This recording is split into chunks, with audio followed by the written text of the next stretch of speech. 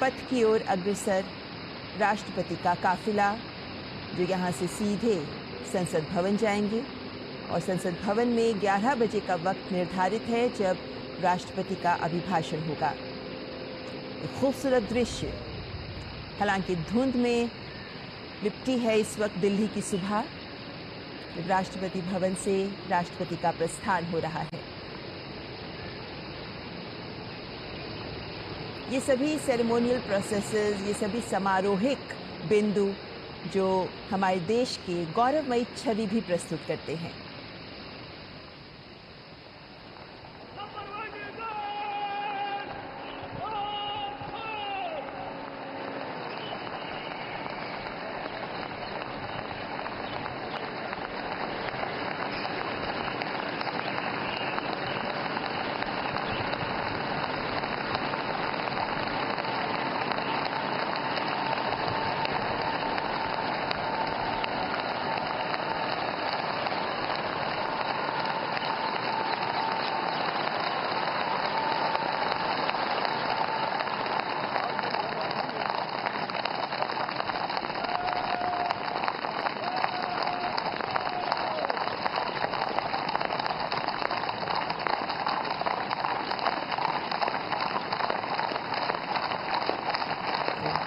छह घोड़ों के साथ बग्गी में जाती हुई राष्ट्रपति द्रौपदी मुर्मू, जिनके साथ इस बग्गी में आप देख सकते हैं मेजर अविनाश छेत्री और मेजर सिद्धार्थ शर्मा उनके साथ बैठे हैं और घोड़ों की टापों के बीच एक खूबसूरत छवि प्रस्तुत कर रहे हैं ये दृश्य। नॉर्थ ब्लॉक साउथ ब्लॉक के आगे से गुजरता हुआ राष्ट्रपति का काफिला।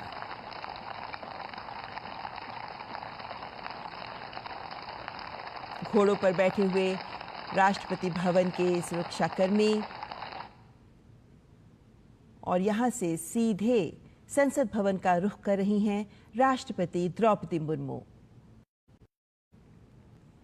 भारत जब 75 वर्ष अपने गणतंत्र के मना रहा है, तब ये सभी समारोह और समारोहिक दृश्य हम सब में गर्व की अनुभूति पैदा करते हैं। प्रधानमंत्री नरेंद्र मोदी का अब से कुछ ही देर पहले जो संबोधन हुआ, वो भी इसी तथ्य को रेखांकित करता है कि विकसित भारत के लक्ष्य की ओर अग्रसर है आज देश मिशन मोड में काम करते हुए। और उससे पहले, बजट सत्र से पहले, राष्ट्रपति द्रौपदी मुर्मू का ये काफिला जो संसद भवन की ओर प्रस्थान कर चुका है, कुछ ही पलों में राष्ट्रपति का आगमन होगा संसद भवन में। सबको बेसब्री से इंतजार, जब राष्ट्रपति का अभिभाषण दोनों सदनों को के सामने राष्ट्रपति प्रस्तुत करेंगी। नॉर्थ ब्लॉक साउथ ब्लॉक के बीच आप देख सकते हैं ये खूबसूरत दृश्य, किस तरीके से घोड़ों पर बैठे राष्ट्रपति भवन के ये कर्मी जो राष्ट्रपति के काफिले को आगे बढ़ाते हुए और राष्ट्रपति बग्गी में बैठकर संसद भवन की ओर आते हुए। ये जितने भी सेरेमोनियल प्रोसेसेस होती हैं, जितनी भी ये समारोहिक प्रक्रियाएं होती हैं, इन सब का अपना महत्व होता है, क्योंकि ये रेखांकित करती हैं इस प्रक्रिया के महत्व को भी कि किस तरीके से भारत एक गणतंत्र के तौर पर आज अपने इतिहास पर गर्व कर सकता है, अपने वर्तमान के संकल्प के साथ भविष्य की ओर सिद्धि के लिए अग्रसर है आज का भारत। ये दृश्य जो हमें हमारे इतिहास का गौरव पर भी गर्व करने का एक मौका देते हैं, लेकिन साथ ही हमारे आज के वर्तमान के भी खूबसूरत दृश्यों को प्रदर्शित करते हैं। राष्ट्रपति द्रौपदी मुर्मू इस वक्त बग्गी में संसद भवन की ओर प्रस्थान करते हुए।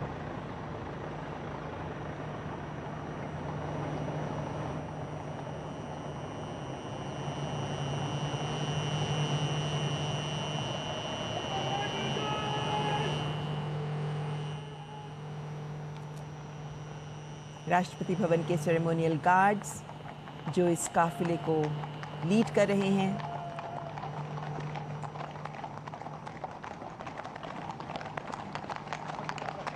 और ये घोड़ों की पच्चाप, घोड़ों की टापों की आवाज़ जो अलग ही अनुभूति दे रही है इस वक्त इस दृश्य में।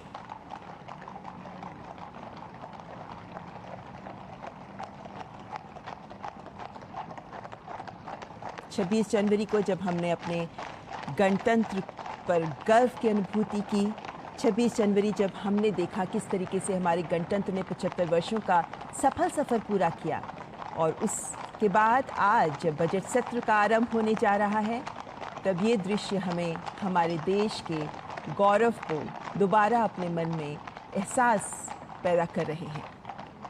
हमारे देश का गौरव जिस पर आज सभी भारतीय गर्व कर रहे हैं, हमारे देश का इतिहास, वर्तमान और उसके बाद अब भविष्य के लिए जिसको तैयार करना आज हमारे हाथ में है। प्रधानमंत्री ने भी इसी तथ्य को रेखांकित किया कि आज की युवा शक्ति हमारे देश को विकसित भारत के स्वप्न को साकार करने में अपना योगदान दे सकती है।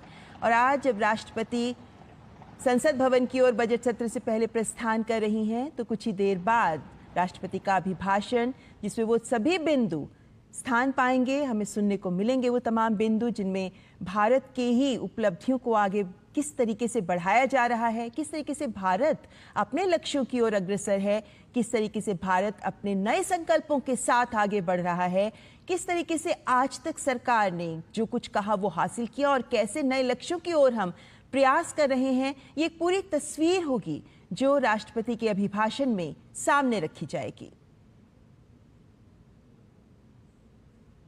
हमारी संवैधानिक प्रक्रिया का एक महत्वपूर्ण हिस्सा होता है ये, जब राष्ट्रपति संसद भवन पहुंचते हैं और संसद को संबोधित करते हैं।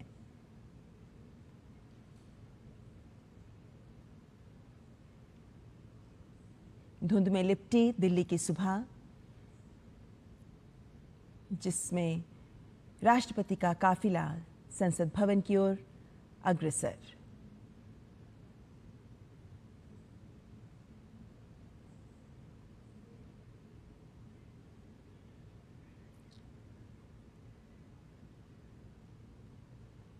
इस बात का भी प्रतीक है कि कार्यपालिका और विधायिका एक समन्वित दृष्टिकोण के साथ देश की सेवा में कार्यरत हैं। भारतीय संस्कृति में जहां अतिथि को देवता माना गया है, वहां राष्ट्रपति का संसद में प्रवेश लोकतंत्र के सम्मान और उसकी शक्ति का परिचायक भी है। संसद भवन परिसर का ये दृश्य, जहां बस कुछ ही पलों में उनका कारवां पहुंचने वाला है। बग्घी पर सवार होकर इस देश की मुखिया पहुंच चुकी हैं।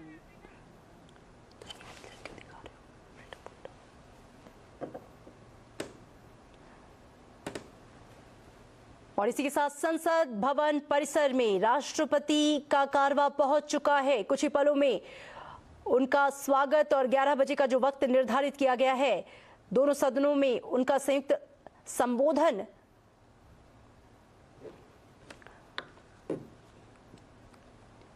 बेहद महत्वपूर्ण होता है। ये संबोधन क्योंकि अनुच्छेद 87 के तहत राष्ट्रपति हर साल बजट सत्र के पहले भी और किसी भी नए सत्र के पहले उनका ये अभिभाषण महत्वपूर्ण, क्योंकि उसके बाद धन्यवाद प्रस्ताव पर बहस और उस पर ये जो संबोधन है आधार का काम करता है।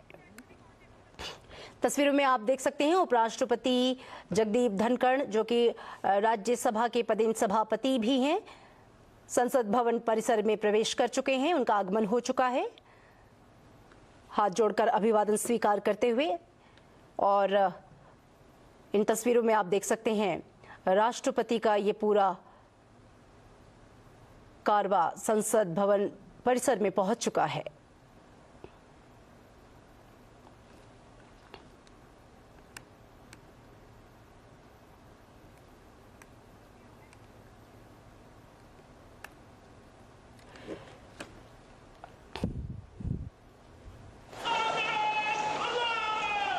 और आप ये देखिए, गार्ड ऑफ ऑनर के साथ सम्मान पूर्ण भाव विभोर होके इस देश के मुखिया, भारतीय गणराज्य की प्रमुख राष्ट्रपति द्रौपदी मुर्मू का स्वागत करते हुए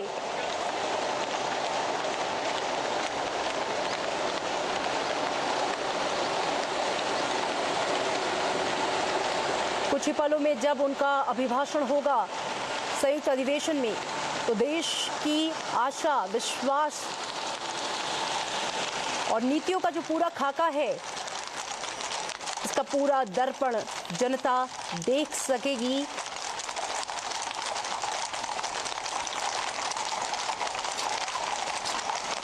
घोड़ों की सुंदर लयबद्ध तरीके से उनको लाते हुए और बग्गी में सवार माननीय राष्ट्रपति महोदया पहुंच चुकी हैं संसद भवन परिसर और उनका सम्मान गार्ड ऑफ ऑनर के माध्यम से दिया जा रहा है।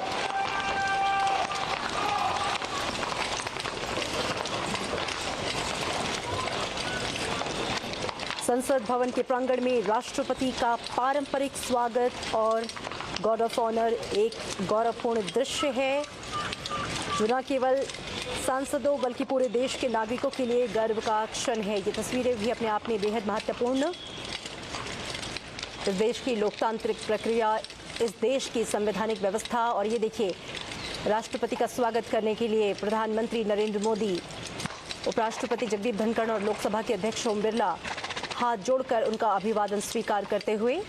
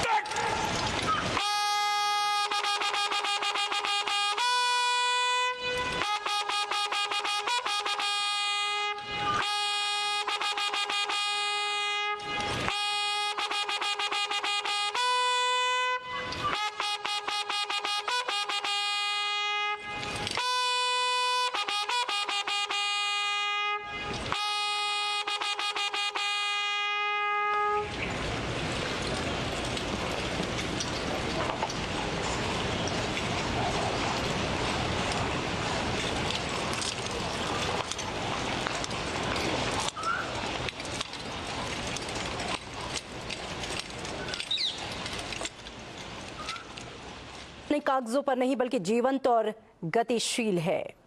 जब संसद में राष्ट्रपति का स्वागत किया जाता है तब वो क्षण देश के गौरव और लोकतांत्रिक मूल्यों को सलाम करता है।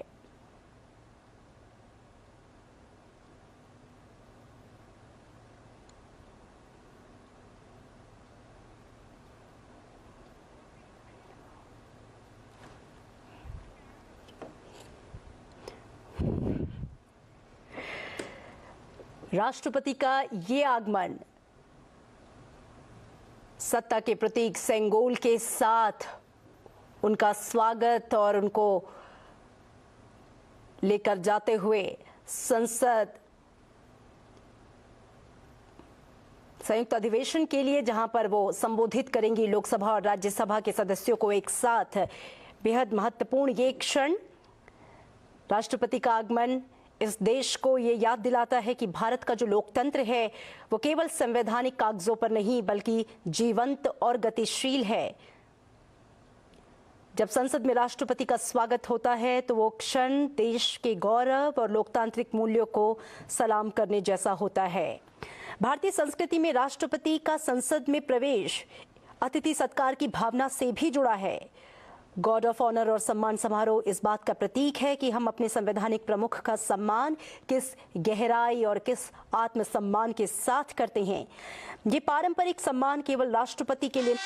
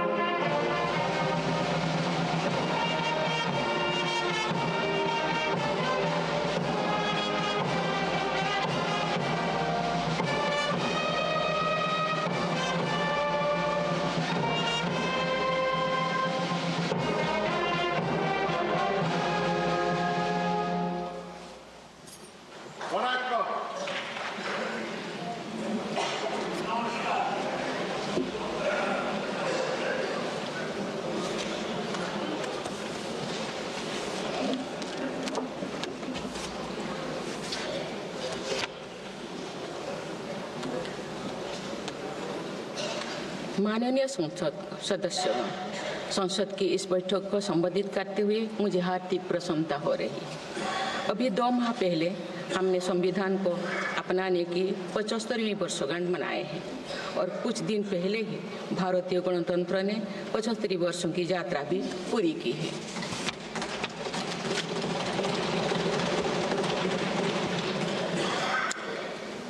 ये अवसर लोकतंत्र की जननी के रूप में भारत के गौरव को नई ऊंचाई देगा। मैं सभी देशवासियों की तरफ से बाबा साहेब आम्बेडकर समेत सभी संविधान निर्माताओं को नमन करती हूँ। माननीय सदस्यगण, इस समय देश में महाकुंभ का ऐतिहासिक पर्व भी चल रहा है। महाकुंभ भारत की सांस्कृतिक परंपरा का, भारत की सामाजिक चेतना का पर्व है। देश और दुनिया से आए करोड़ों श्रद्धालुओं प्रयागराज में पूर्ण स्नान कर चुके हैं। मैं मोनो अमावस्या के दिन हुई हादसे पर अपना दुख व्यक्त करती हूँ। घायलों के शीघ्र स्वस्थ होने की कामना करती हूँ। कुछ दिन पहले ही हमने देश के पूर्व प्रधानमंत्री डॉक्टर मनमोहन सिंह जी को खोए हैं। मनमोहन सिंह जी ने 10 वर्ष तक प्रधानमंत्री के रूप में देश की सेवा की। वे लंबे समय तक संसद के सदस्य भी रहे। मैं मनमोहन सिंह जी को भावभीनी श्रद्धांजलि अर्पित करती हूँ। माननीय सदस्यगण, भारत की विकास यात्रा की इस अमृतकाल को आज मेरी सरकार अभूतपूर्व उपलब्धियों के माध्यम से नई ऊर्जा दे रही है। तीसरे कार्यकाल में 3 गुना तेज गति से काम हो रहा है। आज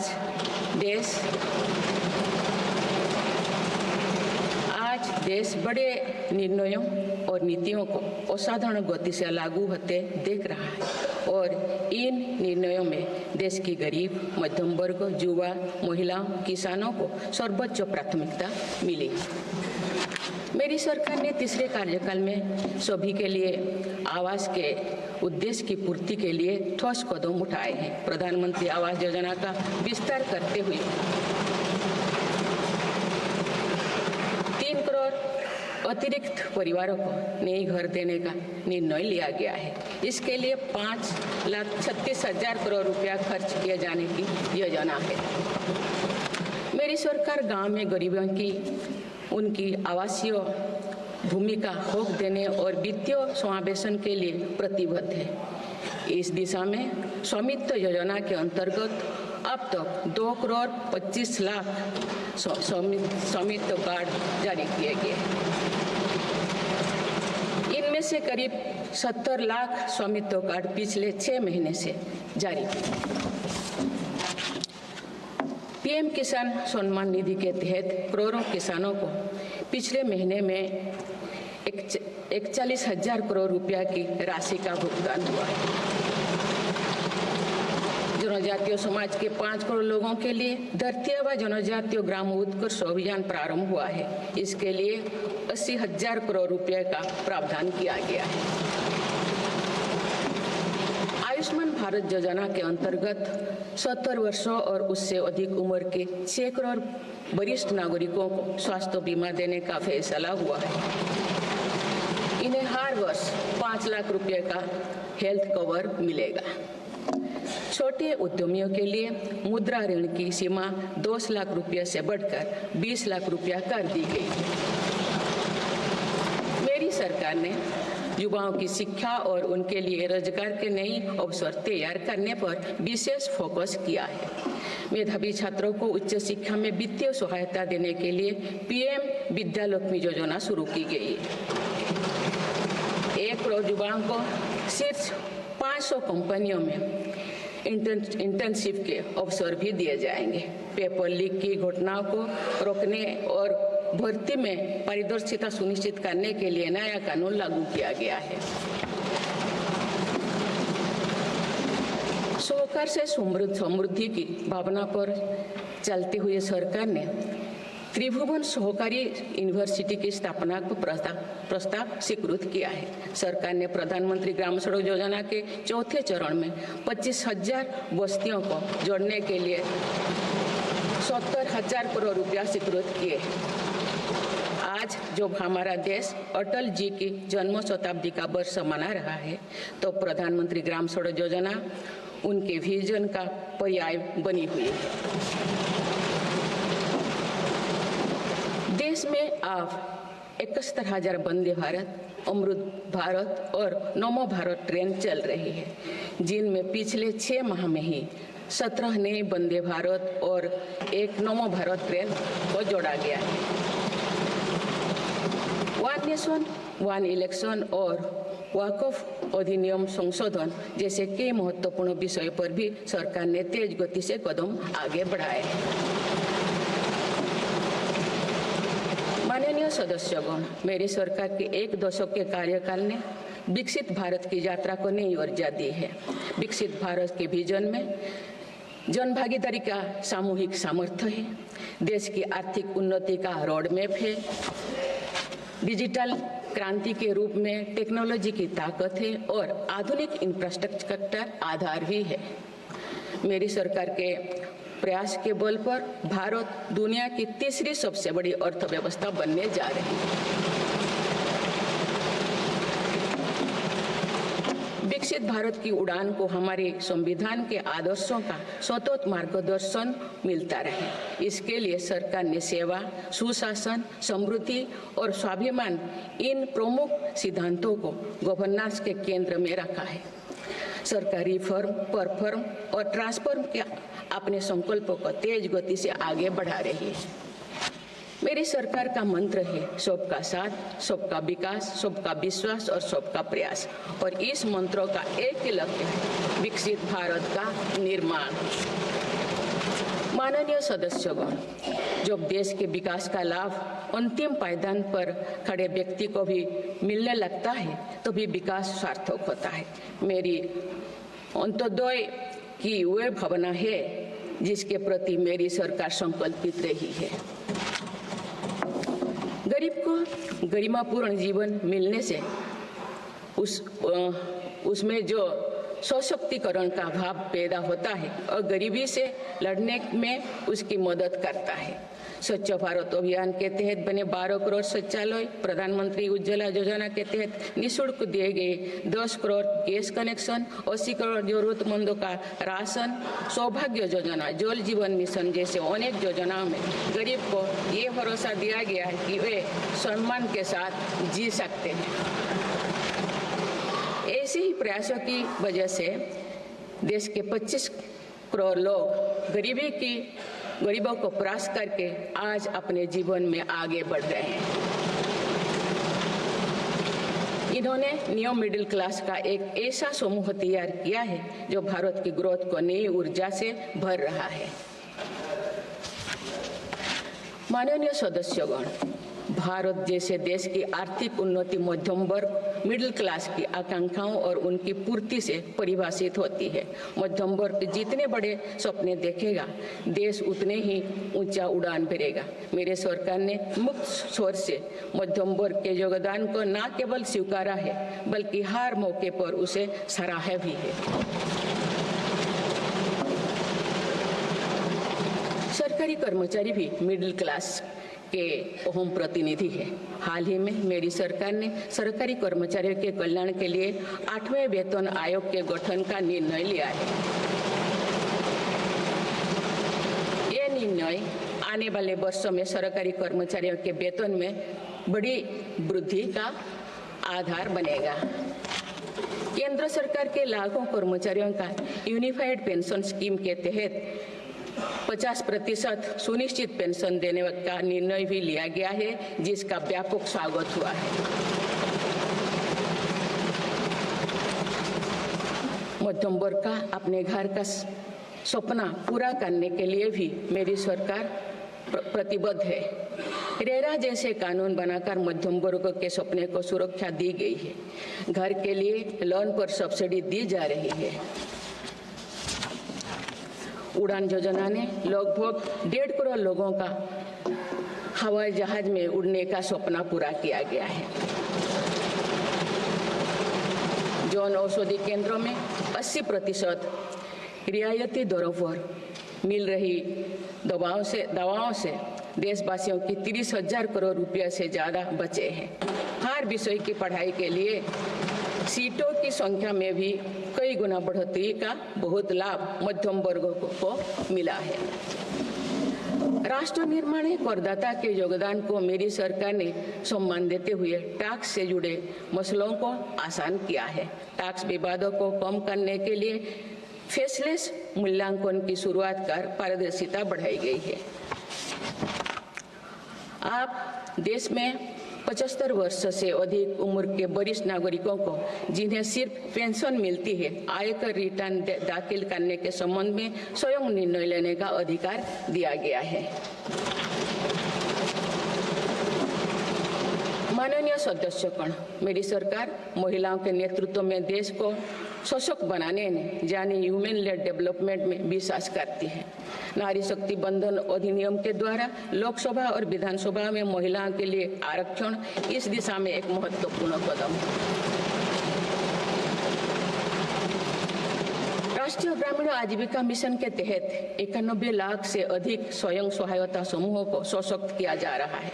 देश की 10 करोड़ से भी अधिक महिलाओं को इसके साथ जोड़ा गया है। इन्हें कुल 9 लाख करोड़ रुपए से अधिक की राशि बैंक लिंकेज के माध्यम से वितरित की जा रही है। मेरी सरकार का लक्ष्य देश में 3 करोड़ लखपति दीदी बनाने का है। आज 1 करोड़ 15 लाख से भी अधिक लखपति दीदी एक गरिमामयी जीवन जी रहे हैं। इनमें से लगभग 50 लाख लखपति दीदी बीते 6 महीने में बनी है। ये महिलाएं एक उद्यमी के रूप में अपने परिवार के आय में योगदान दे रहे हैं। इंश्योरेंस फॉर ऑल की भावना के साथ कुछ महीने पूर्व ही बीमा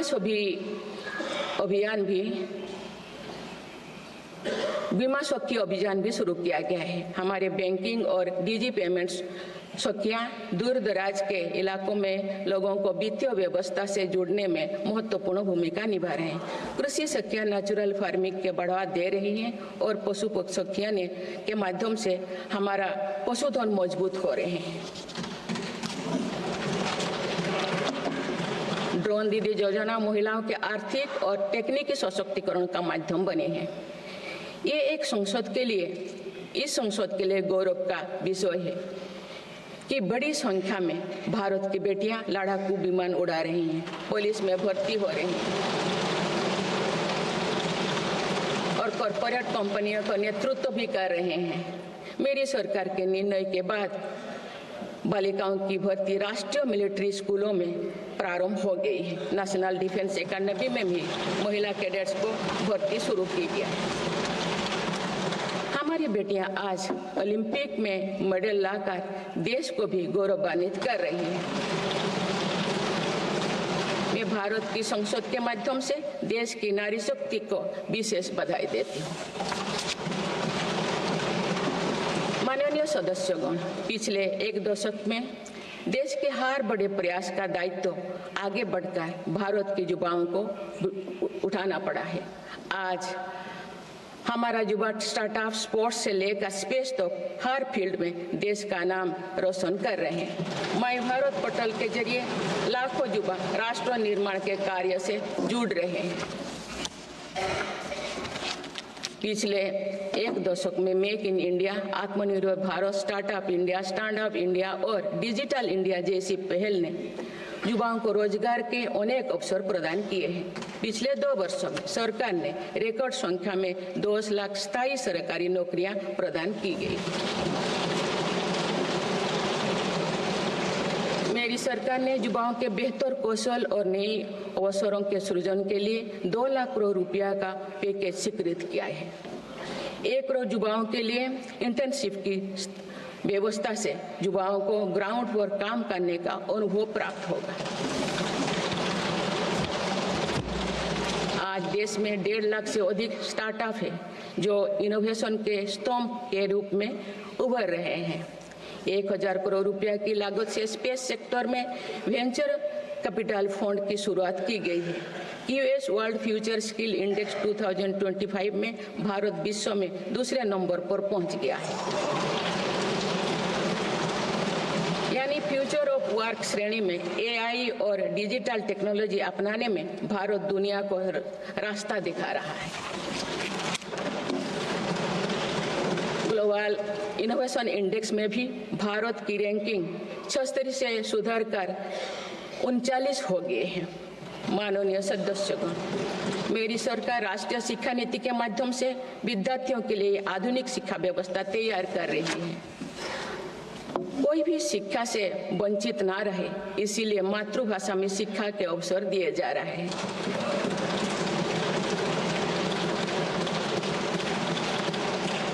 विभिन्न भर्ती परीक्षाएं 13 भारतीय भाषाएं में आयोजित कर भाषा संबंधी बाधाओं को भी दूर किया गया है।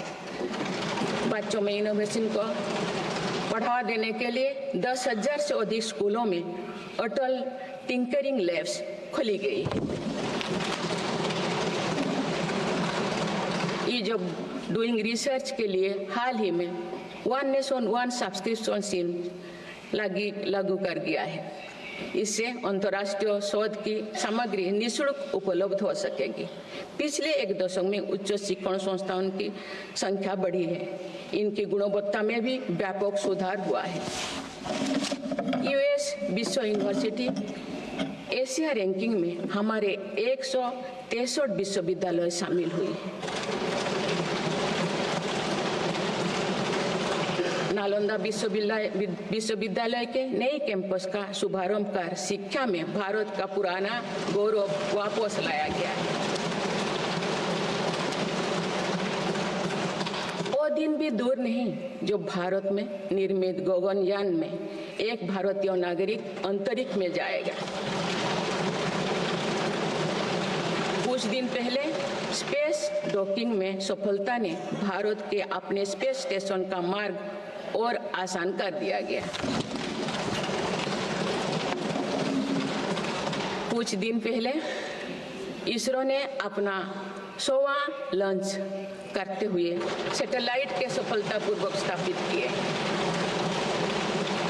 मैं इस उपलब्धि के लिए भी इसरो को और सभी देशवासियों को बधाई देती हूँ। माननीय सदस्यगण, मेरी सरकार ने देश में विश्व स्तरीय स्पोर्ट्स वातावरण बनाने की दिशा में खेलो India scheme, target Olympic podium scheme यानी स्टॉप्स राष्ट्रीय स्पोर्ट्स यूनिवर्सिटी स्थापित करके देश को आगे कदम बढ़ाए हैं। दिव्यांग के लिए ग्वालियर में विशेष खेल केंद्र खोला गया है। भारत की टीमों में चाहे ओलंपिक हो या फिर पैरालंपिक, हर जगह बेहतरीन प्रदर्शन किया गया है। हाल ही में विश्व शतरंज चैंपियनशिप में भी भारत ने अपना परचम लहराया। फिट इंडिया मूवमेंट चलाकर हम सशक्त युवा शक्ति का निर्माण कर रहे हैं।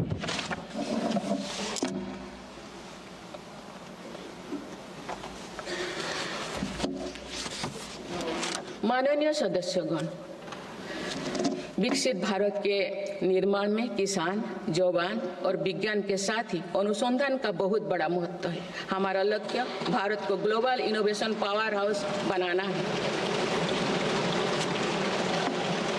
देश के शिक्षण संस्थानों में अनुसंधान को बढ़ावा देने के लिए 50,000 करोड़ रुपया की लागत से अनुसंधान नेशनल रिसर्च फाउंडेशन स्थापित किया गया है।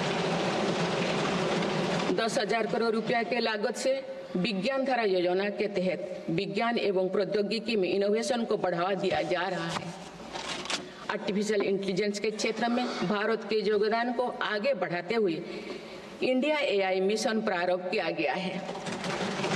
राष्ट्रीय क्वांटम मिशन से भारत इस फ्रंटियर टेक्नोलॉजी में दुनिया के अग्रणी देशों की पंक्ति में स्थान बना सकेगा। मेरी सरकार देश में बायो मैन्युफैक्चरिंग को बढ़ावा देने के उद्देश्य से बायो ई-ट्री पॉलिसी लाई है। ये पॉलिसी भविष्य की औद्योगिक क्रांति का सूत्रधार होगा। बायो इकोनॉमी का उद्देश्य प्राकृतिक संसाधनों का कुशल उपयोग करना है, जिससे पर्यावरण को संरक्षित करते हुए रोजगार के नए अवसर पैदा होगा। माननीय सदस्यगण, मेरी सरकार ने अर्थव्यवस्था को पॉलिसी पैरालिसिस जैसे परिस्थितियों से उबरने के लिए मजबूत इच्छा शक्ति के साथ काम किया है। कोविड और उसके बाद के हालात एवं युद्ध जैसी वैश्विक चिंताओं के बावजूद भारतीय अर्थव्यवस्था ने जो स्थायित्व एवं रेजिलियंस दिखाया है वो उसके सशक्त होने का प्रमाण है। मेरी सरकार ने ईज ऑफ डूइंग बिजनेस को बढ़ावा देने के लिए कई महत्वपूर्ण कदम उठाए हैं।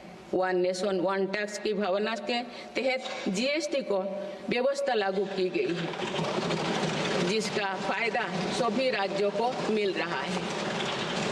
मेक इन इंडिया जैसी नीतियों के कारण आप बड़े ग्लोबल ब्रांड को प्रोडक्ट पर भी मेड इन इंडिया के लेवल्स देखने लगे हैं।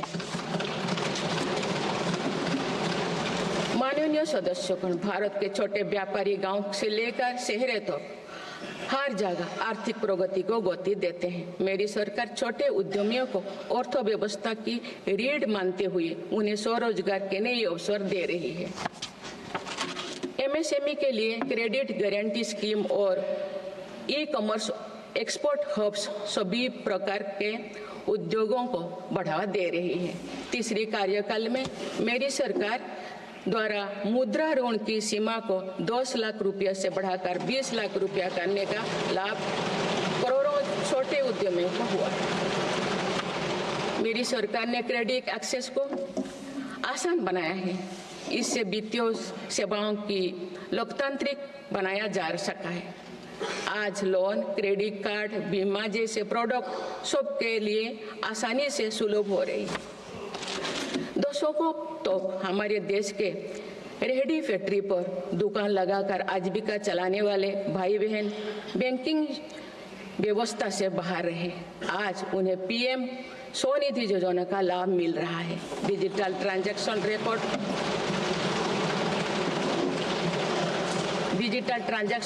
रिकॉर्ड के आधार पर उनको बिजनेस बढ़ाने के लिए और लोन मिलता है। ओएनडीसी की व्यवस्था ने डिजिटल कॉमर्स यानी ऑनलाइन शॉपिंग की व्यवस्था को समावेशी बनाया है। आज देश में छोटे बिजनेस को भी आगे बढ़ाने का समान अवसर मिल रहा है। माननीय सदस्यगण, मेरी सरकार ने 10 वर्षों में प्रगति के जो नए अध्याय लिखे हैं उनमें से एक स्वर्णिम सोपान भारत को डिजिटल क्रांति का भी है। आज भारत टेक्नोलॉजी के फील्ड में एक प्रमुख ग्लोबल प्लेयर के रूप में अपनी उपस्थिति दर्ज करवा रहा है। दुनिया के बड़े देशों के साथ ही भारत में 5G सर्विसेज की शुरुआत इसका एक बड़ा उदाहरण है। भारत की यूपीआई टेक्नोलॉजी की सफलता से दुनिया के कई विकसित देश भी प्रभावित हैं। आज 50% से ज्यादा real time digital transaction Bharat में हो रहा है। मेरी सरकार ने डिजिटल टेक्नोलॉजी को सामाजिक न्याय और समानता के एक टूल के तौर पर इस्तेमाल किया है। डिजिटल पेमेंट कुछ लोगों या कुछ वर्गों तक सीमित नहीं है। भारत में छोटे से छोटा दुकानदार भी इस सुविधा का लाभ उठा रहे हैं। गांव में भी बैंकिंग सेवाएं और यूपीआई जैसे वर्ल्ड क्लास टेक्नोलॉजी उपलब्ध है।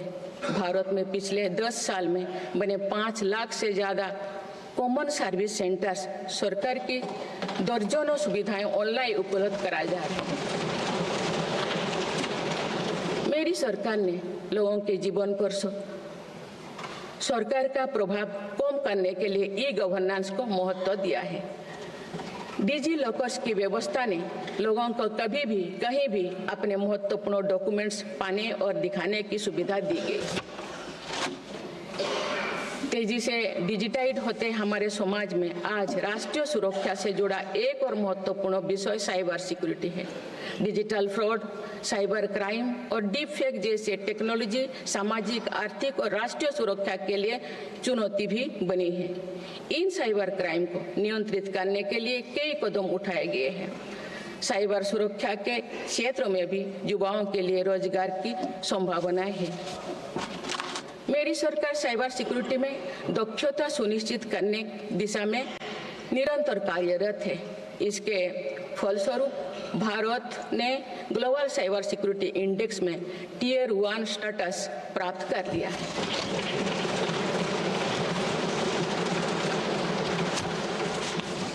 माननीय सदस्यगण, किसी भी देश का आधुनिक इंफ्रास्ट्रक्चर ने केवल उसके नागरिकों को एक बेहतर जीवन एवं देश को नई पहचान देता है, बल्कि देश को एक नया आत्मविश्वास भी देता है।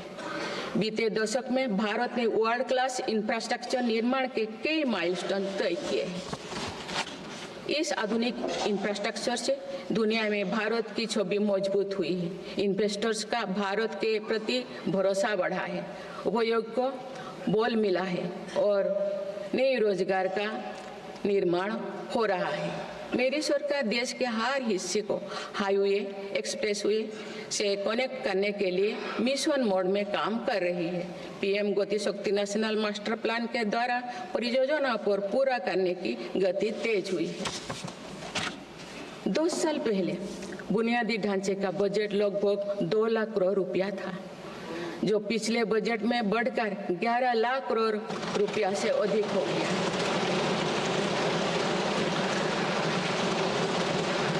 पिछले एक दशक के काम को आगे ले जाते हुए पिछले 6 महीने में मेरी सरकार ने भविष्य के इंफ्रास्ट्रक्चर में रिकॉर्ड निवेश किया है। वाडवोन में भारत के पहले डीप वाटर मेगा पोर्ट की आधारशिला रखी गई है। 76,000 करोड़ की लागत से बनने वाला ये पोर्ट विश्व के शीर्ष 10 पोर्ट में से एक है। मुझे बताते हुए खुशी हो रही है कि उधमपुर श्रीनगर बारामूला रेल लिंक परियोजना पूरी हो गई है और अब देश कश्मीर से कन्याकुमारी तक रेलवे लाइन से जुड़ जाएगा। इस महत्वाकांक्षी परियोजना के तहत चेनाब ब्रिज का निर्माण हुआ है, जो विश्व का सबसे ऊंचा रेल ब्रिज है।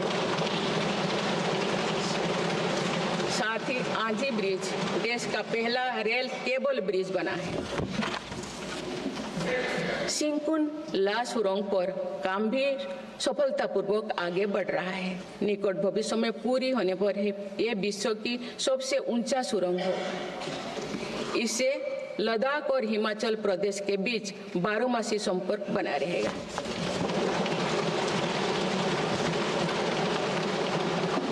भारत का एविएशन सेक्टर तेजी से विकास कर रहा है।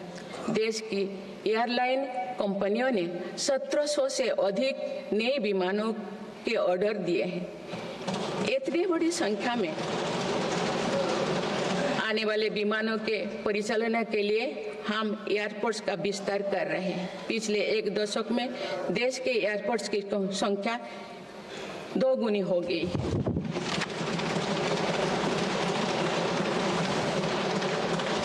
माननीय सदस्यगण, विकसित भारत को गति देने के लिए हमारे शहरों को फ्यूचर रेडी बनाना आवश्यक है।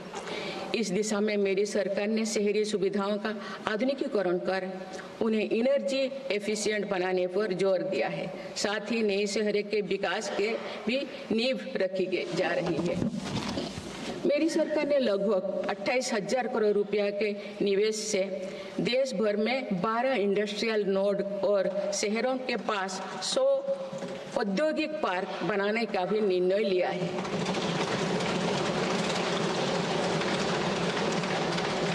शहरी यातायात को सुगम बनाने के कार्य लगातार जारी है। दिल्ली, पुणे, ठाणे और बेंगलुरु में मेट्रो प्रोजेक्ट्स और अहमदाबाद भुज रूट पर शुरू हुई नमो भारत रैपिड रेल सर्विसेज विकसित भारत के शहरों का स्वरूप है।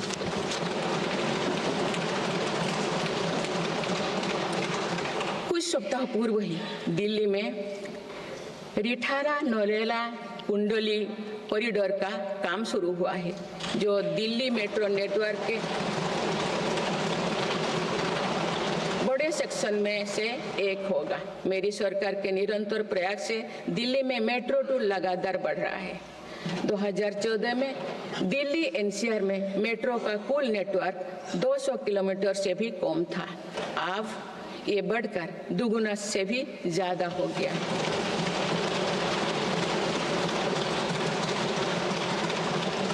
आज मुझे ये बताते हुए बेहद प्रसन्नता हो रही है कि भारत का मेट्रो नेटवर्क अब 1000 किलोमीटर के माइलस्टोन को पार कर चुका है।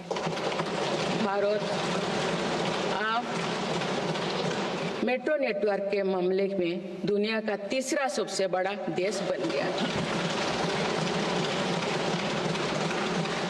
लगभग 8000 करोड़ रुपया के खर्च से देश में 52,000 इलेक्ट्रिक बस चलाने का भी निर्णय हुआ है। इससे शहरी इलाका में सुगम और स्वच्छ यातायात की सुविधा मिलेगी और अनेक लोगों को रोजगार भी मिलेगा। आसान कनेक्टिविटी और अर्बन टूरिज्म को बढ़ावा देने के लिए देश में 15 रोपवे प्रोजेक्ट्स की योजना पर भी काम हो रहा है। माननीय सदस्यगण, मेरी सरकार बहुआयामी एवं समरस सर्वस्पर्शी विकास की नीतियों पर काम करती आई है। इसीलिए मेरी सरकार ने जितना बल फिजिकल इंफ्रास्ट्रक्चर पर दिया है, उतने ही सौगन प्रयास सोशल इंफ्रास्ट्रक्चर क्रांति के लिए भी किए हैं। समाज के हर वर्ग तक सस्ती, सुलभ और गुणवत्तापूर्ण स्वास्थ्य सेवाएं पहुंचे, ये मेरी सरकार की प्राथमिकता है। अस्पताल, इलाज और सेवा की व्यवस्था के कारण एक सामान्य परिवार में स्वास्थ्य पर होने वाला खर्च निरंतर कम हो रहा है। देश में नागरिकों तक बेहतर स्वास्थ्य सेवाएं पहुंचाने के लिए 1,75,000 आयुष्मान आरोग्य मंदिर बने हैं।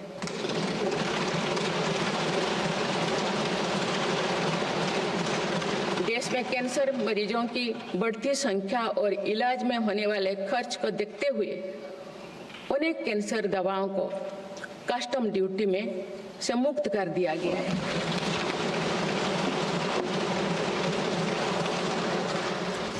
सर्वाइकल कैंसर के लिए अब तक लगभग 9 करोड़ महिलाओं की स्क्रीनिंग की जा चुकी है।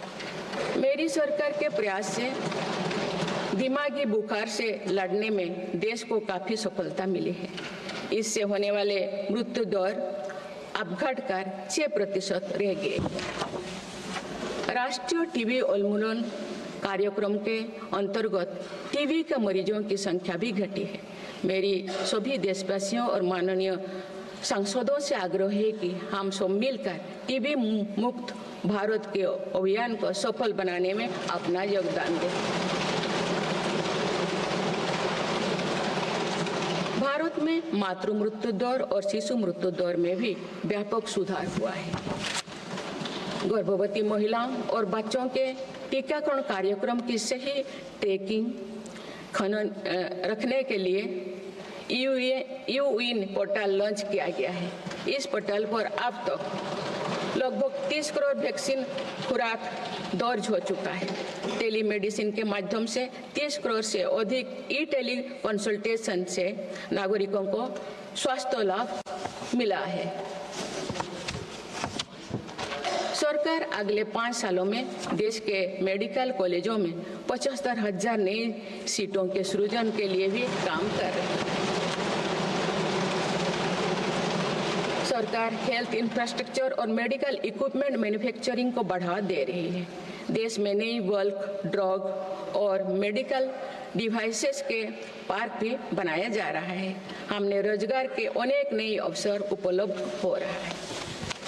माननीय सदस्यगण, भारत में आधुनिक और आत्मनिर्भर कृषि व्यवस्था हमारा लक्ष्य है। मेरी सरकार किसानों को फसलों का उचित दाम दिलाने और उनकी आय बढ़ाने के लिए समर्पित भाव से काम कर रही है।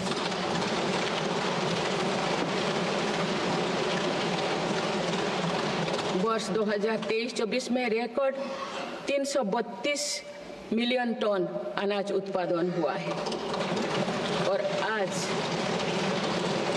आज भारत विश्व का सबसे बड़ा दूध, दाल और मसालों का उत्पादक है। सरकार ने और रबी फसलों के MSP में निरंतर बढ़ोतरी की है। पिछले 10 दशक में धान, गेहूं, दलहन, तिलहन और मोटे अनाज की खरीद पर 3 गुना ज्यादा राशि खर्च की गई है। पिछले 6 महीने में फसलों की जलवायु अनुकूल, बायो फोर्टिफाइड और अच्छी उपज देने वाले 109 उन्नत प्रजातियां किसानों को सौंपी गई है। देश में कृषि इंफ्रास्ट्रक्चर को सुदृढ़ करने के लिए सरकार ने कृषि इंफ्रास्ट्रक्चर फंड योजना के दायरे का विस्तार किया है। इससे ग्रामीण क्षेत्र में रोजगार को और बढ़ावा मिलेगा। देश में तिलहन उत्पादन को बढ़ावा देने और खाद्य तेलों में आत्मनिर्भरता प्राप्त करने के उद्देश्य से national mission on oil seeds को स्वीकृति दी गई है। प्राकृतिक खेती को बढ़ावा देने के लिए भी राष्ट्रीय मिशन चलाया जा रहा है। इस वर्ष की शुरुआत में ही किसानों को सस्ती दरों में DAP की उपलब्धता सुनिश्चित करने के लिए विशेष पैकेज की अवधि की बढ़ाया गया है। मत्स्य पालन को बढ़ावा देने के लिए 11 एकीकृत एक्वा पार्क की स्थापना की गई है। माननीय सदस्यगण, कुछ सप्ताह पूर्व ही भारत मौसम विज्ञान विभाग के 150 साल पूरी हुई है। वेदर रेडी और क्लाइमेट स्मार्ट भारत के लिए मेरी सरकार ने 2000 करोड़ रुपए की लागत से मिशन मौसम प्रारंभ किया है, जिसका लाभ हमारे किसानों को भी मिलेगा। बाबा साहेब अम्बेडकर के विजन पर चलते हुए देश के सूखाग्रस्त इलाकों में सिंचाई और पीने के पानी उपलब्ध कराने के लिए मेरी सरकार ने 2 ऐतिहासिक रिवर इंटरलिंकिंग परियोजनाओं पर काम आगे बढ़ाया है। 40,000 करोड़ रुपये से अधिक लागत की किन बेतवा लिंक परियोजना में मध्य प्रदेश और उत्तर प्रदेश के लाखों ग्रामीणों भाई बहन का लाभ मिलेगा। संशोधित पार्वती, काली मेघी, चंबल लिंक परियोजना में राजस्थान और मध्य प्रदेश में सिंचाई और पीने के पानी की आवश्यकता की पूर्ति। पोलावरम सिंचाई परियोजना को पूरा करने के लिए 12,000 करोड़ रुपया की अतिरिक्त राशि भी स्वीकृत की गई है। माननीय सदस्यगण, हमारे 8 लाख सहकारी संस्थाएं एवं उनके 19 करोड़ हितधारक सदस्य ग्रामीण भारत के करीब 90% क्षेत्र का प्रतिनिधित्व करते हैं। बीते वर्षों में शहरी क्षेत्रों में भी सहकारी संस्थाओं का विस्तार हुआ है। सहकारी सेक्टर के आर्थिक सशक्तिकरण के लिए उठाए गए विभिन्न कदमों के फलस्वरूप रोजगार के अनेक अवसर सृजित हो गए हैं। वर्ष 2025 को अंतर्राष्ट्रीय सहकारिता वर्ष के रूप में मनाया जा रहा है, जिसमें भारत अपना महत्वपूर्ण योगदान देगा।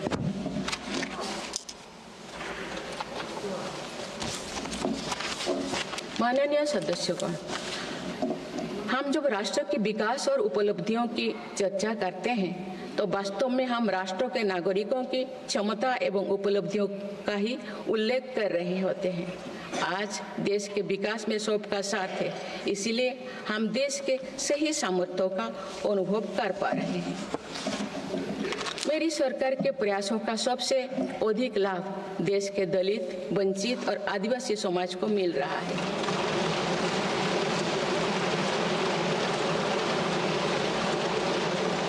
आजादी के दशकों बाद भी हमारे जिस जनजातीय एवं आदिवासी समाज की उपेक्षा होती रही, मेरी सरकार ने उसके कल्याण को पहली प्राथमिकता दी है। धरती आबा जनजातीय ग्राम उत्कर्ष अभियान और PM जनमन योजना इसका प्रत्यक्ष उदाहरण है। देश भर में स्थापित 470 से अधिक एकलव्य मॉडल आवासीय विद्यालय के माध्यम से लगभग 1.25 लाख आदिवासी बच्चों को स्कूली शिक्षा दी जा रही है। पिछले 10 वर्ष में आदिवासी बहुल इलाकों में 30 नए मेडिकल कॉलेज खोले गए हैं। विशेष राष्ट्रीय मिशन चलाकर आदिवासी समुदाय की सिकल सेल से जुड़े स्वास्थ्य सेवाओं पर भी ध्यान दिया जा रहा है। इस मिशन के अंतर्गत लगभग 5 करोड़ व्यक्तियों की स्क्रीनिंग की जा चुकी है। जनजातीय विरासत को सहेजने के लिए भी मेरी सरकार ने अनेक कदम उठाए हैं। इस वर्ष भगवान बिरसा मुंडा की 150वीं जयंती का पर्व पूरे देश में जनजातीय गौरव वर्ष के रूप में मनाया जा रहा है।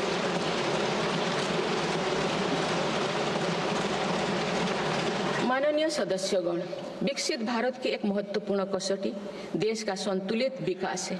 किसी क्षेत्रों में ये भावना नहीं होनी चाहिए कि वे विकास में पीछे छूट रहे हैं। मेरी सरकार ने नॉर्थ ईस्ट के लोगों की इन्हीं भावनाओं को समझा, उनके दिल से दूरियों का भाव समाप्त किया।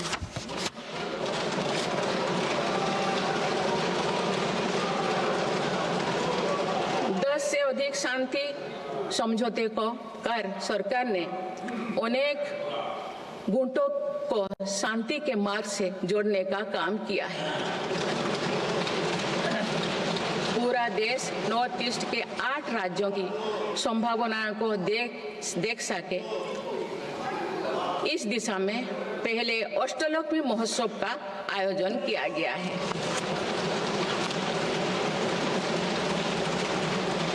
पूर्वोत्तर के विकास के साथ साथ सरकार ने देश के पूर्वोत्तर यानी पूर्वी राज्यों के सर्वांगीण विकास की कार्य योजना पर काम शुरू कर दिया गया है, जिससे रोजगार के नए अवसर भी उपलब्ध होगी। अंडमान निकोबार एवं लक्षद्वीप में विकास की कई परियोजनाएं प्रारंभ कर उन्हें राष्ट्र की विकास यात्रा में महत्वपूर्ण स्थान दिया गया है। अनुच्छेद 370 हटाने के बाद जम्मू कश्मीर में विकास का एक नया वातावरण बना है।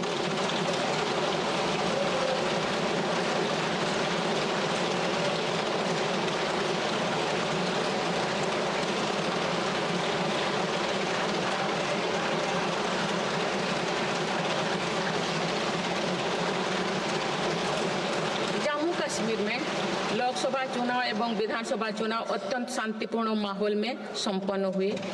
जम्मू कश्मीर के लोग इसके लिए बधाई के पात्र हैं। माननीय सदस्यगण, राष्ट्र या समाज की सफलता समावेशी एवं सर्वस्पर्शी तभी होती है जब वो सिद्धांतों से प्रेरित हो। इसलिए मेरी सरकार ने उन मौलिक सिद्धांतों को हमेशा अपने कार्यनीति के केंद्र में रखा, जिनका निर्देश हमारे संविधान ने दिया है। संविधान के आलोक में मेरी सरकार की प्रमुख सैद्धांतिक प्रेरणा है सेवा।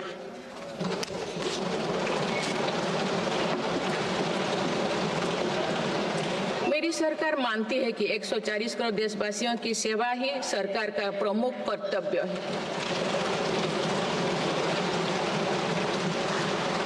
इस दिशा में सरकार पूरी संवेदनशीलता से काम कर रही है।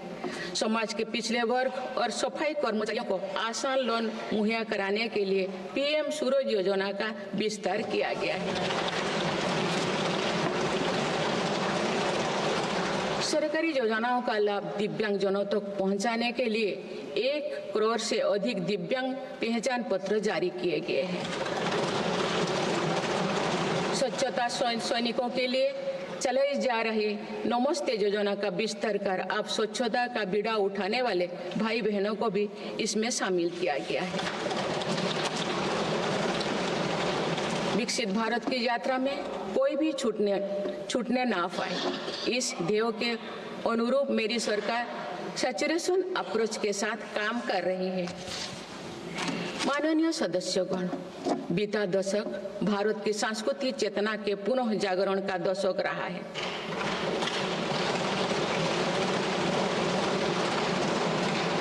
हम अपनी विरासत पर गर्व और विकास के प्रति समर्पण के साथ ऐसा भविष्य गढ़ रहे हैं जहां संस्कृति और प्रगति साथ साथ आगे बढ़े। इस वर्ष हम डॉक्टर श्यामा प्रसाद मुखर्जी की 125वीं जयंती मनाए हैं।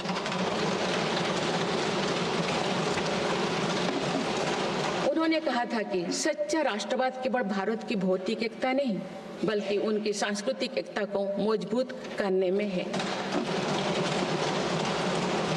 इसी कड़ी में भगवान महावीर का 2550वें निर्माण महोत्सव श्रद्धापूर्वक मनाया गया है।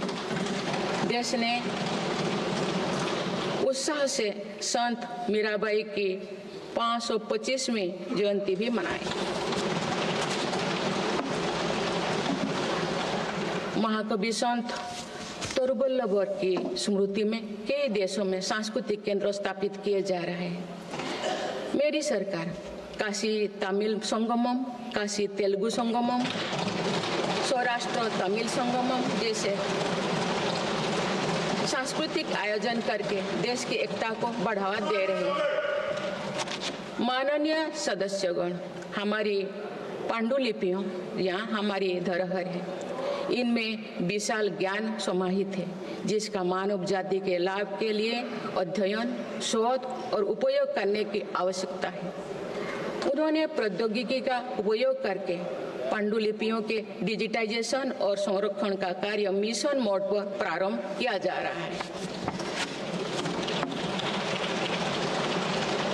देश की विरासत का एक महत्वपूर्ण स्तंभ हमारी समृद्ध भाषा संस्कृति है। मुझे खुशी है कि सरकार ने आसामी, मराठी, पाली, प्राकृत और बांग्ला भाषाओं को क्लासिकल लैंग्वेज का दर्जा दिया है। भारत की सभी भाषाओं में सरलता से संवाद के लिए AI की सहायता से भाषिणी प्लेटफॉर्म का देशवासी व्यापक उपयोग कर रहे हैं। माननीय सदस्यगण, मेरी सरकार के प्रयासों से आज विश्व के सांस्कृतिक मंच पर भारत ने ग्लोबल लीडर की पहचान बनाई है।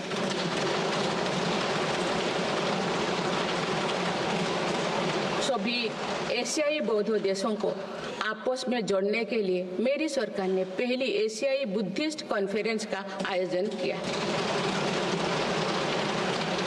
पिछले वर्ष वर्ल्ड हेरिटेज कमेटी की बैठक का आयोजन भी भारत में हुआ, जिसमें 140 देशों ने भाग लिया। अंतर्राष्ट्रीय योग दिवस के माध्यम से पूरा विश्व आज भारत की योग परंपरा को अंगीकार कर रहा है। माननीय सदस्यगण, प्रगति की भव्य इमारत को नई बुलंदियों तक ले जाने के लिए मजबूत स्तंभों की जरूरत होती है। भारत के विकास के लिए मेरी सरकार ने रिफॉर्म, परफॉर्म और ट्रांसफॉर्म के ऐसे ही 3 मजबूत स्तंभ बनाए हैं। आज ये सब पूरी दुनिया में भारत के नए गवर्नेंस मॉडल का पर्याय बन गए हैं। सरकार ने संविधान के लागू होने से पहले बने कानूनों की विस्तृत समीक्षा की है। कई कानूनों को निरस्त या संशोधन किया जा रहा है ताकि पूरा तंत्र वर्तमान सामाजिक और आर्थिक चुनौतियों का सामना कर सके। सरकार अब तक 1500 से अधिक पुराने और आवश्यक कानूनों को निरस्त कर चुके हैं। गुलामी के कानूनों को हटाकर दंड संहिता के स्थान पर न्याय संहिता लागू किए गई। जन विश्वास और जन भागीदारी के साथ मेरी सरकार जनता का जीवन सुगम बनाने पर कार्य कर रही है। विवादों को निपटाने के लिए विवाद से विश्वास की पहल की गई है। इसी भावना के साथ सरकार ने 40,000 से अधिक नियमों का कम या सरल किया है और 3500 प्रावधानों को अपराध मुक्त किया है।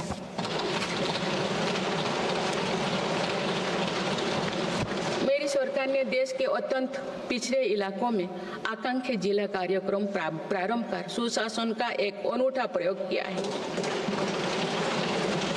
इस कार्यक्रम से इन जिलों में स्वास्थ्य, पोषण, कृषि, सामाजिक विकास और शिक्षा जैसे विभिन्न मापदंडों में उल्लेखनीय प्रगति हुई। यूएनडीपी की एक रिपोर्ट में इस पहल की बहुत सराहना की गई है। इस सफलता से प्रेरित होकर अब देश के 500 आकांक्षा ब्लॉक में भी समग्र विकास हेतु अभियान प्रारंभ किया गया है। सुशासन पर ध्यान केंद्रित करते हुए आई गोट कर्मयोगी डिजिटल प्लेटफॉर्म बनाया गया है, जिससे सरकारी कर्मियों को अपनी दक्षता बढ़ाकर कर्मयोगी बनाने का प्रोत्साहन मिल रहा है। इस प्लेटफॉर्म पर 1700 पाठ्यक्रमों उपलब्ध है और अब तो 2 करोड़ से अधिक प्रशिक्षण पूर्ण किए गए हैं। माननीय सदस्यगण, इस वर्ष देश सरदार वल्लभ भाई पटेल की 150वीं जयंती मना रहे हैं। उनकी प्रेरणा से मेरी सरकार राष्ट्र प्रथम की भावना को लेकर आगे बढ़ रही है। देश की सीमाओं की रक्षा और आंतरिक सुरक्षा सुनिश्चित करने के लिए सरकार ने ऐतिहासिक कार्य किए हैं। विशेषकर रक्षा क्षेत्र में आत्मनिर्भरता में हमें बहुत उत्साहजनक परिणाम मिले हैं। हम मेक इन इंडिया से मेक फॉर द वर्ल्ड की ओर बढ़े हैं। इससे देश में रोजगार के नए अवसर भी बन रहे हैं। कुछ दिन पहले एक ऐतिहासिक पल में देश में बने 2 युद्धपोतों और एक पनडुब्बी को भारतीय नौसेना में कमीशन किया गया है। देश में डिफेंस इंडस्ट्रियल कॉरिडोर की स्थापना और डिफेंस स्टार्टअप्स को प्रोत्साहन देकर हम आत्मनिर्भरता का और स्वरोजगार को मजबूती दे रहे हैं। सीमाओं की रक्षा के साथ साथ देश के सीमावर्ती क्षेत्र का विकास भी हमारी रणनीति का अहम हिस्सा है। सीमा क्षेत्र की सड़कें और अटल टनल, सेला टनल, सोनमर्ग टनल जैसे आधुनिक इंफ्रास्ट्रक्चर से रक्षा और पर्यटन का बढ़ावा मिला है। सीमा पर स्थित देश के प्रथम गांव में वाइब्रेंट विलेज कार्यक्रम प्रारंभ किया गया है। वामपंथी उग्रवाद को समाप्त करने के लिए के अंतिम चरण की भी शुरुआत हो चुकी है। सरकार के प्रयासों से वामपंथी उग्रवाद प्रभावित जिलों की संख्या 126 से घटकर अब 38 तक आ गई है। माननीय सदस्यगण, वैश्विक अस्थिरता के वातावरण में भारत आर्थिक, सामाजिक और राजनैतिक स्थिरता का स्तंभ बनकर विश्व के सामने आदर्श प्रस्तुत कर रहा है। चाहे G7 समिट हो या क्वाड, ब्रिक्स, एससीओ हो या G20, भारत के सामर्थ्य, नीति और नियत पर पूरे विश्व ने भरोसा जताया है।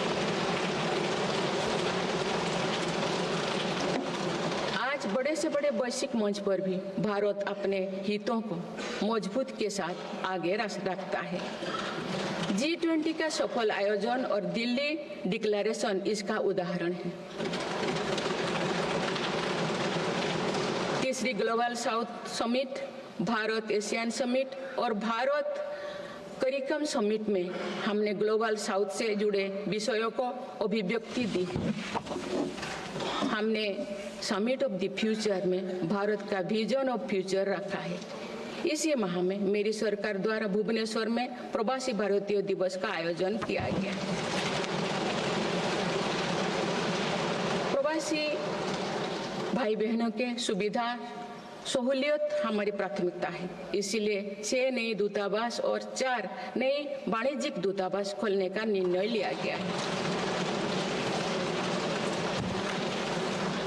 विश्व बंधु की छवि मजबूत करते हुए विश्व में कोई आपदाग्रस्त इलाकों में भारत ने तुरंत सहायता भरा हाथ बढ़ाया। भारत के नए देशों के साथ अपना डिजिटल पब्लिक इंफ्रास्ट्रक्चर साझा किया है और जन औषधि केंद्रों स्थापित कर दिए। माननीय सदस्यगण, मेरी सरकार वर्तमान के साथ ही आगे वाली पीढ़ियों को ध्यान में रखते हुए भी निर्णय ले रही है। हम देश को ग्रीन फ्यूचर, ग्रीन जॉब्स की तरफ ले जा रहे हैं। 2030 तक 500 gigawatt non fossil fuel energy क्षमता के लक्ष्यों को प्राप्त करने की दिशा में बीते 6 महीने में कई बड़े फैसले लिए गए हैं। पीएम सूर्यघर मुफ्त बिजली योजना के अंतर्गत 75,000 करोड़ रुपया की लागत से रूफटॉप सोलर सिस्टम स्थापित किए जा रहे हैं। अभी तक 7.5 लाख घरों में रूफटॉप सोलर की स्थापना की जा चुकी है। इससे रोजगार के अवसर भी बढ़ी है। राष्ट्रीय ग्रीन हाइड्रोजन मिशन के तहत 8 लाख करोड़ रुपए का निवेश और 6 लाख से अधिक रोजगार का सृजन होगा। हम परमाणु ऊर्जा का विस्तार करने पर भी तेजी से काम कर रहे हैं। मेरी सरकार वाहन स्क्रैपिंग पॉलिसी लाई है ताकि पुराने वाहनों का वैज्ञानिक तकनीकी से निपटारा हो और इससे भी रोजगार के नए अवसर सृजित हो। इसी क्रम में विश्व पर्यावरण दिवस 2024 पर एक पेड़ मां के नाम अभियान प्रारंभ किया गया।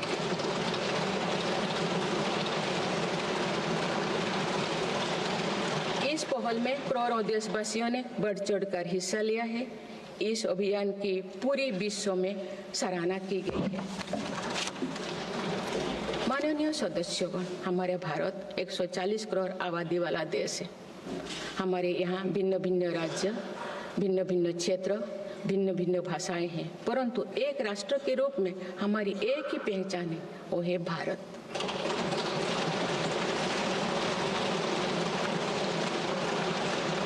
हमारा एक ही संकल्प है, एक ही लक्ष्य है, विकसित भारत।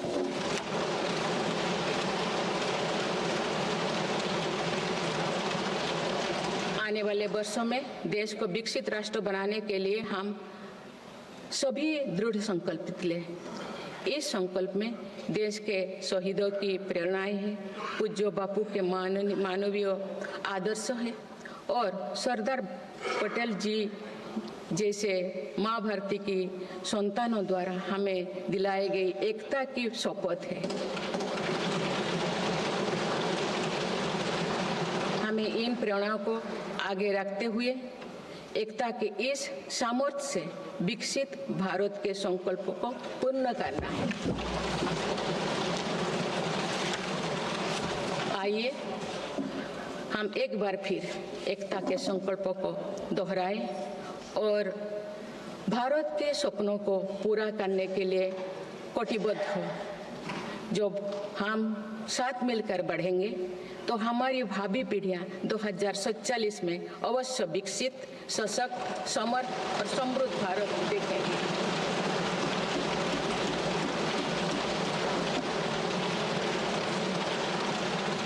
आप सभी को बहुत बहुत शुभकामनाएं। धन्यवाद। जय हिंद, जय Bharat.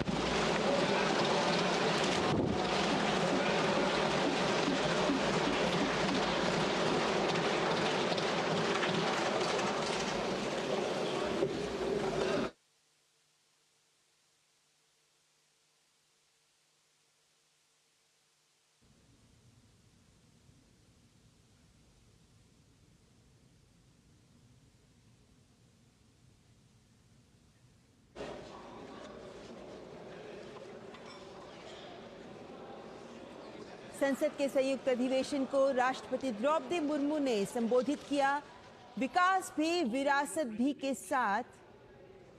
Honorable members, I seek to read some parts from the English version of Honorable President's address, and the rest may be considered as read.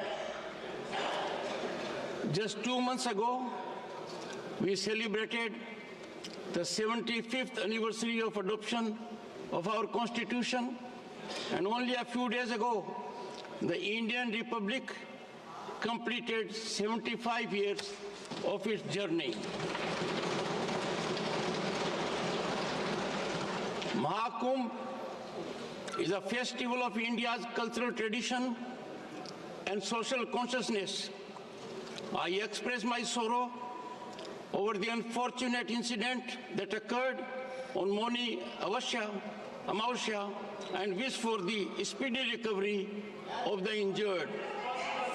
To ensure that the journey towards Viksit Bharat continues to be guided by the ideals of our Constitution, the government has placed 4 key principles: service, good governance, prosperity, and pride at the core of governance. Initiatives like construction of 12 crore toilets under Swachh Bharat Abhiyan, 10 crore free LPG gas connections under Pradhan Mantri Ujjwala Yojana, ration for 80 crore needy citizens, the Subhagya Yojana, and the Jal Jeevan Mission have given the poor the confidence that they can live with dignity. Due to such efforts, 25 crore people have overcome poverty and moving forward in life. Honorable members, it is a matter of pride for the Parliament that India's daughters are now flying fighter jets, joining the police force, and leading corporate companies. Following my government decision, girls have entered and started enrolling in national military schools and National Defense Academy as cadets. Our daughters are also making the nation proud by winning medals in the Olympics. An internship program for 1 crore youth will provide them with hands-on experience in real-world work environment. In the QS World Future Skill Index 2025, India has risen to the 2nd place globally. Showcasing our leadership in artificial intelligence and digital technology, adoption in the future of work category.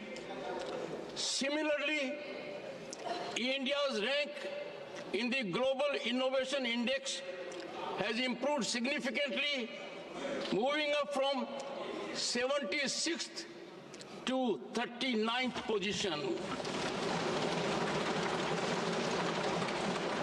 For enhancing the ease of doing research, the One Nation, One Subscription scheme has recently been introduced, offering free access to international research materials. The inauguration of the new Nalanda University campus has revived India's ancient glory in education. Honorable members, the day is not far when an Indian citizen will travel to space aboard the indigenously developed Gaganyaan spacecraft. India's teams, whether at the Olympics or Paralympics, have consistently delivered outstanding performances. Recently, India also achieved remarkable success at the World Chess Championship. My government has utilized digital technology as a tool for social justice and equality.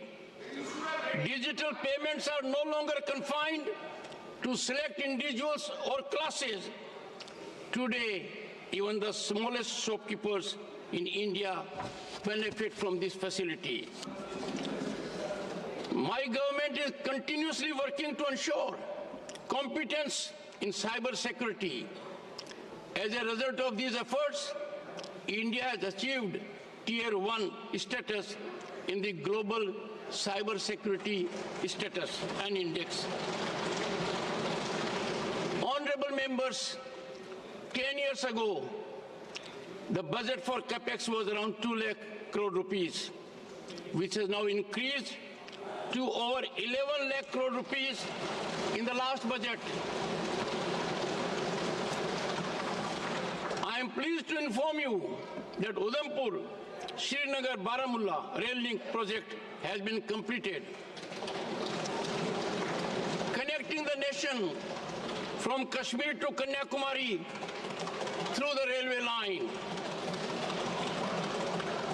Under this ambitious project, the Chenab Bridge has been constructed, which is the highest railway bridge in the world.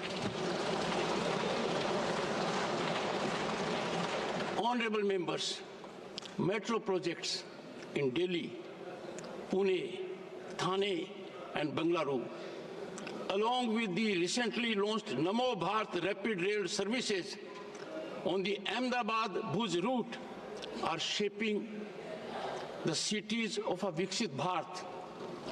Just a few weeks ago, work began on Rithala-Narela-Kundli corridor in Delhi, which will be one of the major sections of the Delhi metro network.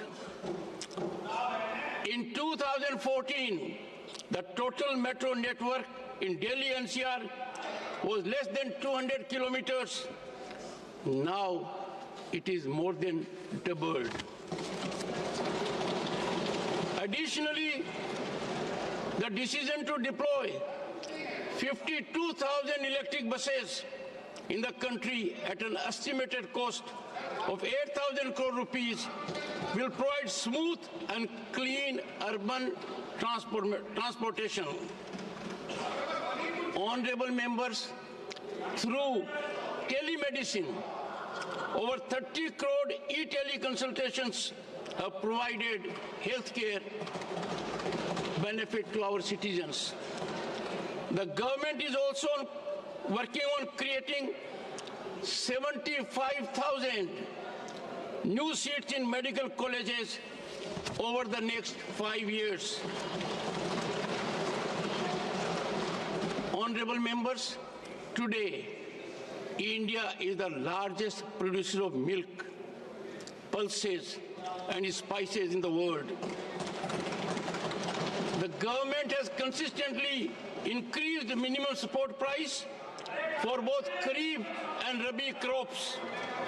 In the past 6 months, 109 climate-resilient, biofortified, and high-yielding advanced crop varieties have been released to farmers. A national mission is also being implemented to promote natural farming.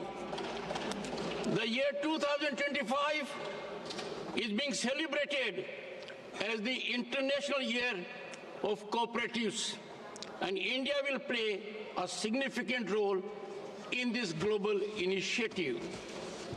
Honorable members, nearly 1.25 lakh tribal children are receiving quality education through more than 470 Eklavya model residential schools.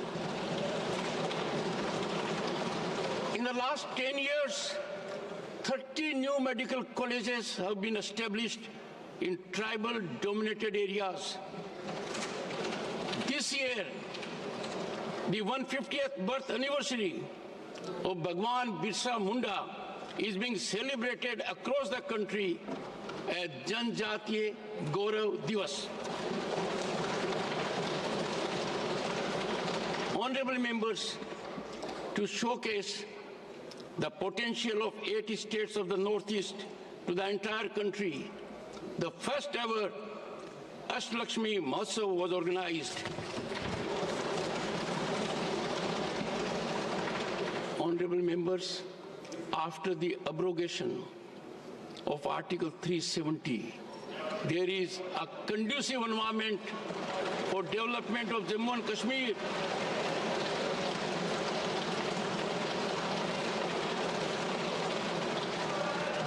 the Lok Sabha and Vidhan Sabha elections were conducted in a peaceful manner in Jammu and Kashmir.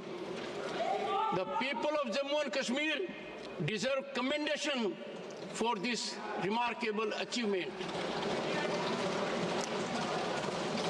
Honorable members, this year we will celebrate the 125th birth anniversary of Dr. Shyama Prasad Mukherjee,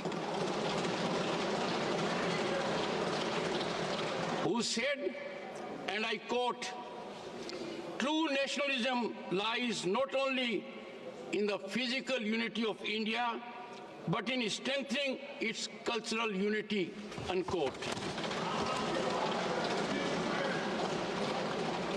My government is promoting national unity through cultural initiatives like Kashi Tamil Sangam, Kashi Telugu Sangam, and Saurashtra Tamil Sangam. By removing colonial era laws, a Nyaya Sanhita has been introduced in place of the penal code. My government has initiated the Aspirational Districts program in the country's most backward areas, implementing a unique experiment in good governance. A UNDP report has praised this initiative. Inspired by this success, the government has now launched a campaign for the holistic development of 500 aspirational blocks. Honorable members, this year the country is celebrating the 150th birth anniversary of Sardar Vallabhbhai Patel.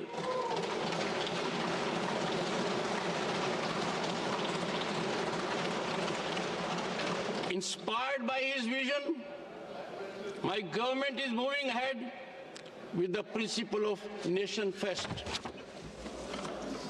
Roads in border areas, along with modern infrastructure like the Atal Tunnel, Sela Tunnel, and Sonmarg Tunnel, have enhanced both defense capabilities and tourism. The Vibrant Villages program has been launched in the country's first villages located along the border. The final phase of eliminating left-wing extremism has also begun. Due to the government's efforts, the number of districts affected by left-wing extremism has been reduced from 126 to 38 only.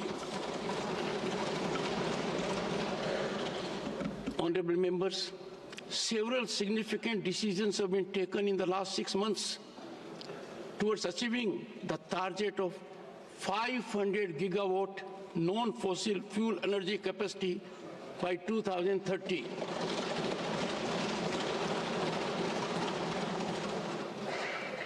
The Ek Ped Maa Ke Naam campaign launched on World Environment Day 2024. Millions of citizens have enthusiastically participated, and this initiative has been appreciated worldwide. We have diverse states, diverse regions, and diverse languages. Yet, as one nation, we have only one identity, Bharat. And we have only one resolution, one goal, Viksit Bharat. When we move forward together, our future generations will surely witness a developed, empowered, capable, and prosperous Bharat in 2047. Jai Hind.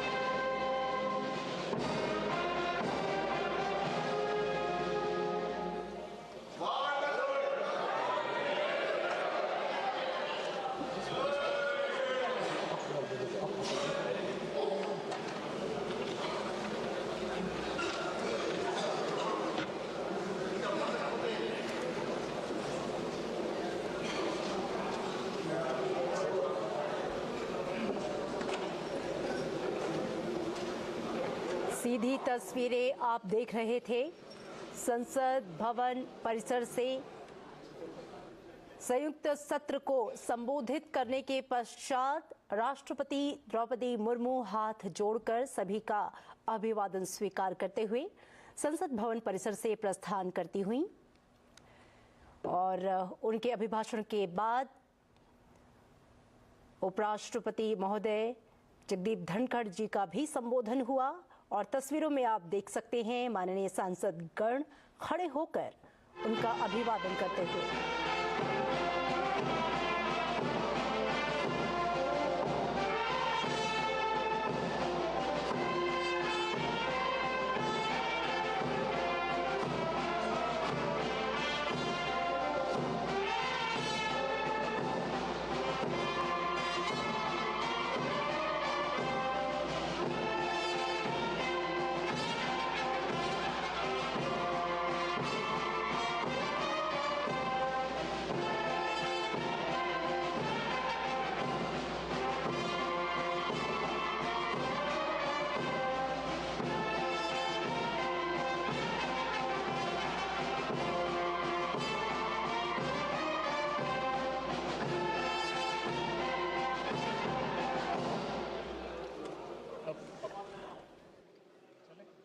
राष्ट्रपति के संयुक्त सत्र को संबोधित करने के पश्चात संसद का बजट सत्र अपने अगले चरण की ओर बढ़ चुका है।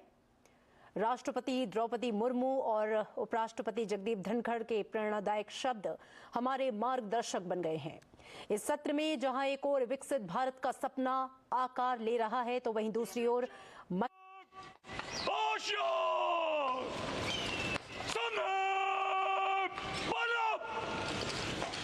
राष्ट्रपति के शब्द आर्थिक और तकनीकी मील के पत्थर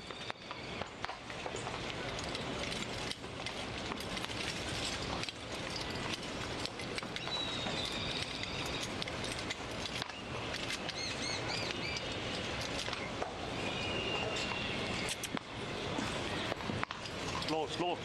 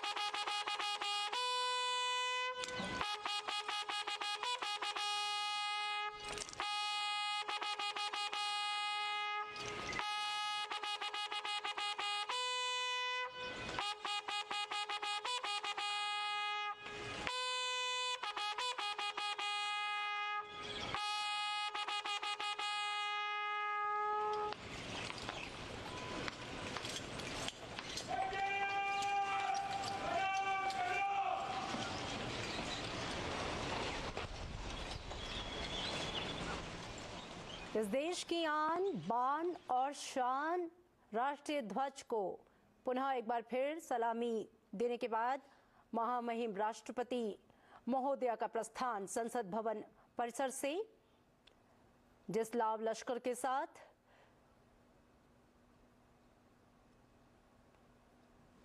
राष्ट्रपति महोदय का आगमन यहां हुआ था उसी तरीके से ससम्मान पूर्वक उनकी विदाई और अपनी बग्घी में सवार होकर राष्ट्रपति महोदया प्रस्थान करेंगी राष्ट्रपति भवन की ओर। अपने संबोधन में उन्होंने युवा और महिलाओं की भागीदारी की चर्चा की जिसने हर एक क्षेत्र में नए अवसरों को जन्म दिया है। उन्होंने बताया कि विकसित भारत 2047 तक का जो सपना है वो सभी के संकल्पों और सभी के सहयोग से पूरा होगा, जिसके लिए सरकार प्रतिबद्ध है।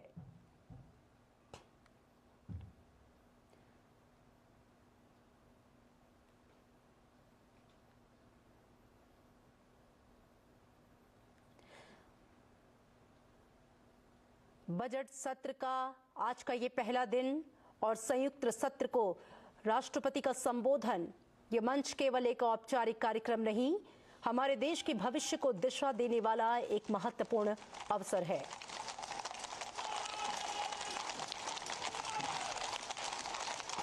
और अपने काफिले के साथ राष्ट्रपति द्रौपदी मुर्मू का संसद भवन परिसर से प्रस्थान होता हुआ और इसी के साथ बजट सत्र का विधिवत आगाज। बजट सत्र दो चरणों में होना है और इस दौरान देश के आर्थिक भविष्य का पूरा खाका, लेखा जोखा खींचा जाना है। आज एक और महत्वपूर्ण कार्रवाई होने वाली है जब देश का आर्थिक सर्वेक्षण वित्त मंत्री निर्मला सीतारमण द्वारा पेश किया जाएगा और आज से राष्ट्रपति के संयुक्त सत्र को संबोधित करने के पश्चात बजट सत्र का विधिवत आगाज।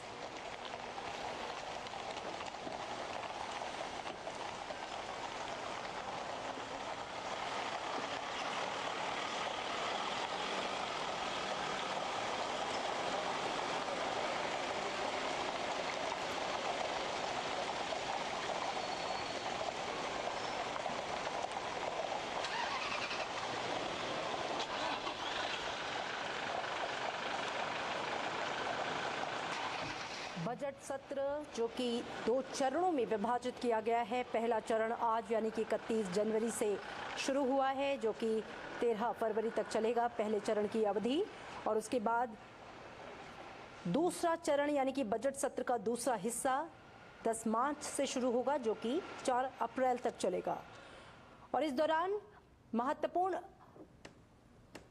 विधेयकों को पास कराने की कोशिश होगी, तमाम मुद्दों पर चर्चा होगी। राष्ट्रपति का जो अभिभाषण हुआ है उसके धन्यवाद प्रस्ताव पर चर्चा होनी है। आज का दिन बेहद महत्वपूर्ण क्योंकि आज वित्त मंत्री निर्मला सीतारमण देश का आर्थिक सर्वेक्षण जो है वो सदन में प्रस्तुत करेंगी, उसे पेश करेंगी। और कल बेहद महत्वपूर्ण दिन जब आम budget, union budget of India पेश किया जाएगा जिस पर पूरे देश की निगाहें टिकी हुई हैं। देश की आर्थिक स्थिति का लेखा जोखा जिसे आर्थिक सर्वेक्षण कहा जाता है, आज उसे पेश किया जाएगा और उसके पश्चात कल यानी कि 1 फरवरी को आम बजट वित्त मंत्री निर्मला सीतारमण पेश करेंगी। तस्वीरों में आप देख सकते हैं राष्ट्रपति जी का प्रस्थान होते हुए राष्ट्रपति भवन की ओर वो प्रस्थान कर रही हैं संसद भवन परिसर से। और आज दोनों सदनों को संयुक्त रूप से संबोधित करने के बाद ये गौरवान्वित करने वाला पल जो कि हमारे लोकतांत्रिक मूल्यों को दर्शाता है, हमारी सांस्कृतिक विरासत को दर्शाता हुआ ये पूरा भव्य दृश्य जिसमें आप देख सकते हैं इस भारतीय गणराज्य की मुखिया, देश की महामहिम राष्ट्रपति द्रौपदी मुर्मू ससम्मान पूर्वक पूरे लाव लश्कर के साथ राष्ट्रपति भवन की ओर प्रस्थान करते हुए।